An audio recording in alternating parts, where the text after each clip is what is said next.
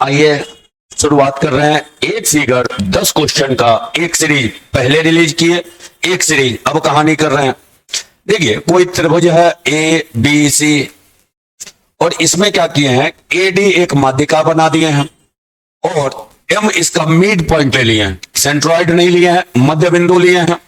अब तब जरा सा बांटा जाए, यहां पर आइए, केंद्रक से नहीं गुजार रहे हैं, मध्य बिंदु से, तो ये सामने वाले भुजा को किस अनुपात में बांटेगा, ये आपका क्वेश्चन वनडे का सीजीएल मेंस का प्रीवियस रहा है। जरा सा देखते हैं, ये माध्यिका है का मतलब ये रेशियो 1:1 का होगा। ये चूंकि मध्य बिंदु से गुजर रहा है तो ये भी रेशियो 1:1 का होगा। यहां तक में तो किसी को कोई दिक्कत नहीं हुआ होगा। अब यूज कर देते हैं मास पॉइंट थ्योरम। जो नहीं जानते होंगे तो वो दो काम उनके पास है, विकल्प दो है। पहला विकल्प कि मास पॉइंट थ्योरम का ऑलरेडी वीडियो यूट्यूब पर डाले हुए हैं एक। दूसरा विकल्प आप लोगों का ये बनता है कि मान लिया जाए आप मास पॉइंट थ्योरम को नहीं जान रहे हैं तो थोड़ा इसके बाद इस सब फिगर को मर्ज करके एक फिगर बनाएंगे। पहले ही कहे एक फिगर 10 क्वेश्चन, तो उसको मर्ज करके एक फिगर बनाएंगे। उस फिगर को रेडीमेड कर लीजिए क्योंकि वनडे का फेवरेट फिगर हुआ। तो थोड़ी सी मास पॉइंट समझने के लिए मास पॉइंट थ्योरम का वीडियो देख लीजिएगा।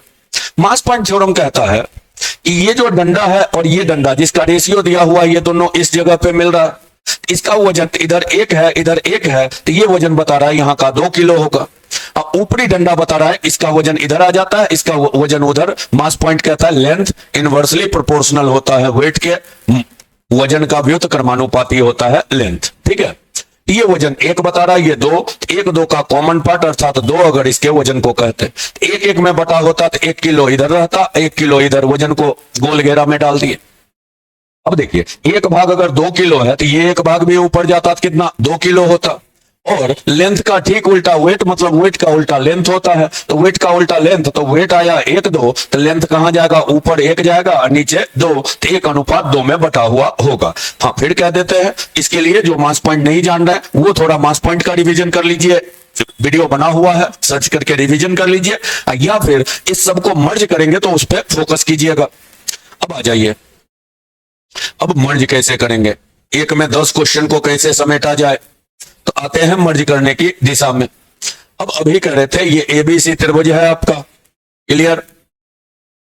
ए डी को बना दिए माध्यिका, तो अभी तो मध्य बिंदु से गुजार दिए थे एम से एक।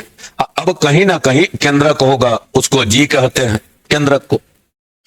एक सवाल यह भी रहा कि एम और एमजी का अनुपात, एक सवाल रहा एमजी और जीडी के बीच का अनुपात। प्रीवियस पलटिएगा, जो प्रीवियस बनाते होंगे उनको बेहतर तरीके से पता होगा कि रेगुलर प्रीवियस क्या क्या रहा।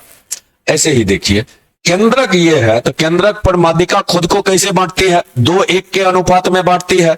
आप क्या कीजिए कि इसको 2:1 के अनुपात में जरा बांट देते हैं, केंद्रक पर माध्यिका 2:1 में। अब अगर कहते हैं कि निचला पार्ट 1 भाग होता है, इसी को 2 इकाई मान लेते हैं निचले पार्ट को, तो यहां से ऊपर पूरा 4 इकाई होगा। मतलब माध्यिका को आपने मान लिया 6, तो 6 में 2 नीचे, तो ऊपर बचा 4। चूंकि ये मध्य बिंदु है, तो मध्य बिंदु है तो 6 का मध्य बिंदु मतलब इसकी लंबाई 3 होगी। यहां से आगे पूरा बचा हुआ है 4, तो बीच में क्या बचेगा 1। ये हो गया इस तीनों टुकड़ा के बीच का रेशियो। अब क्या करते हैं, अब यहां से एक लाइन इस पर गुजार देते हैं, एक लाइन यहीं से माध्यिका से मध्य बिंदु से होके गुजार देते हैं। इस तीनों टुकड़ा का रेशियो की बात की जाए, ये पलटी मार के हो जाता है। पलटी मार के होने का मतलब ये कैसे आया, 3 1 2, तो ये हो जाता है 2 1 3। अब ये काहे होता है, थोड़ा हिंट ये भी कर देते हैं। ये इसलिए होगा, मान लिए पूरे को 6, इस लंबाई को 6 मान लिए।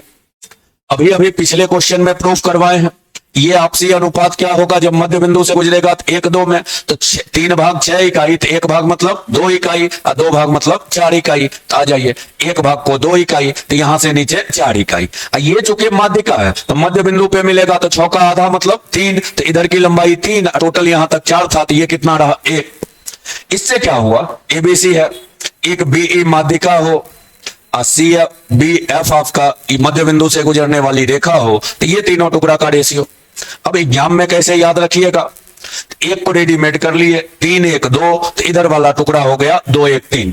किसी टुकड़ा का किसी टुकड़ा से रेशियो, तो 3 1 2 रहा, 2 1 3 रहा। अब एक और पार्ट इसी फिगर में बांट रहे हैं। अब एरिया, तो थोड़ी कहानी और आगे बढ़ाते हैं, फिर लौट आएंगे। एक बेसिक रूल ट्रायंगल की कहानी कर रहे हैं।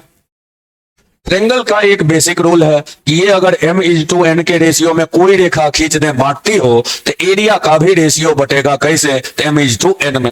ऐसा काहे होता है, ये भी सवाल होगा। इस पर कहीं से लंब डाल दीजिए। इधर वाले त्रिभुज का नाम दे देते हैं ABC, बड़ा वाला इसको D कहते हैं।